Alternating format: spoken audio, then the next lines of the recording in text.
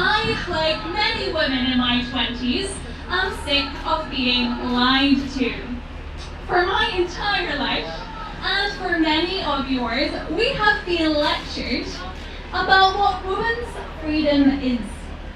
Going back to the 1960s, we were spoon-fed lies that freedom meant freedom from commitment, freedom from children, freedom to work our fingers to the bone at office desk jobs generating GDP without any support to be mothers. You see, under the guise of emancipation, feminism lost its way. We were told that women could achieve freedom and trophies and glittering Hollywood careers and money and more, but only if we kill our children. And they did this under the sickening mantra of apparently women's rights. What an absurd joke. Fast forward to today, and we've had legal abortion for over 50 years. They told us that it would be safe, legal, and rare. But with the introduction of DIY abortions at home, leading to women being hospitalized, traumatized, and imprisoned, and the current abortion rate affecting now 1 in 3 women, we can see clearly that this is anything but safe, illegal, or rare. So much for freedom. The apparently empowering mantra of my body, my choice has led to a deficit of male responsibility, allowing men to shrug and say, your body, your choice, your problem, leaving us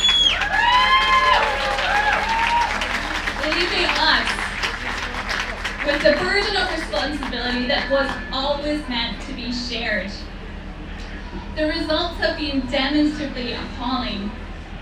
Abortion results in a 30% increase in anxiety, 70% increase in suicidal behavior, 130% increase in alcohol abuse, and 300% increase in drug abuse. There are literally thousands of women in our country suffering with post-traumatic stress disorder as a result of their abortions.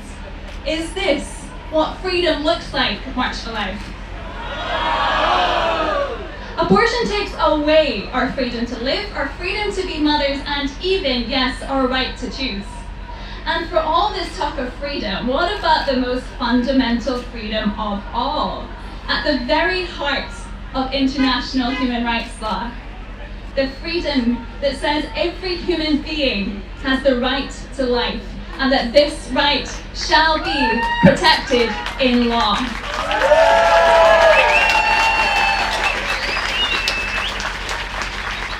So, what about freedom and choice? For girls and boys in the womb, the choice to live and experience life, no matter whether they are male, female, black, white, disabled, planned or unplanned. But we are all here today because we have a message of hope to offer. Am I right?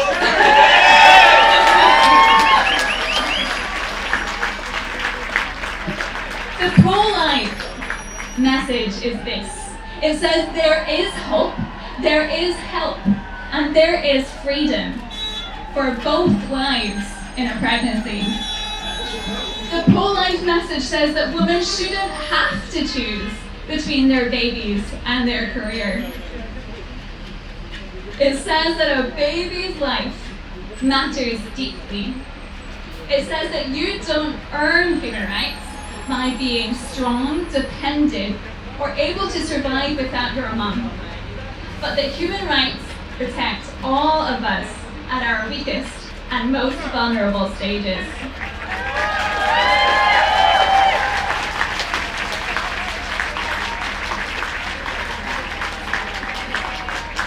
If we value and support all the human lives involved in a pregnancy, that's mum, dad, and baby, we can achieve so much more. If we put our minds to it, we can make abortion utterly redundant. It's not freedom, It's not healthcare, it's not helpful, and we don't need it.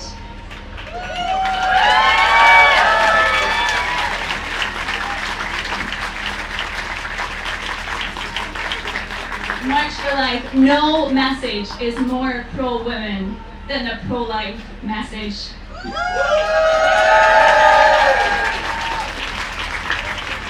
And it is a great shame that in this building, earlier this year, MPs voted through a piece of legislation that could make you and me criminals for offering help and services to women where they might need it most, outside an abortion facility. Charitable volunteers play an amazing role at meeting needs, be it financial support, practical supplies, or even just being a friend to talk to. We know that almost 1 in 5 women who have an abortion say that they were pushed into it. They say that they felt the pressure, and removing lifelines of help from them is not pro-choice. It is no choice. And if you want to speak about buffer zones a little more, I think there might be someone else who's been on this stage who might know a bit more.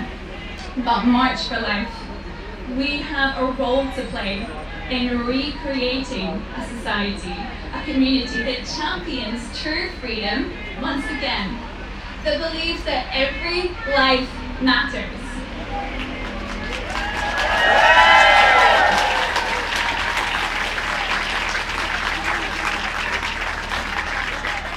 And so many of you are involved in doing this and supporting every life from the youngest to the oldest in the towns and cities where you're from, and that is amazing. That is what the pro-life movement is all about.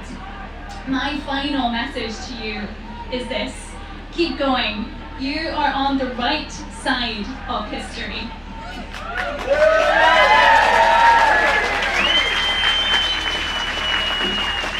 You know, today we have one of the most extreme abortion laws in Europe, all the way to 24 weeks or even more in some instances.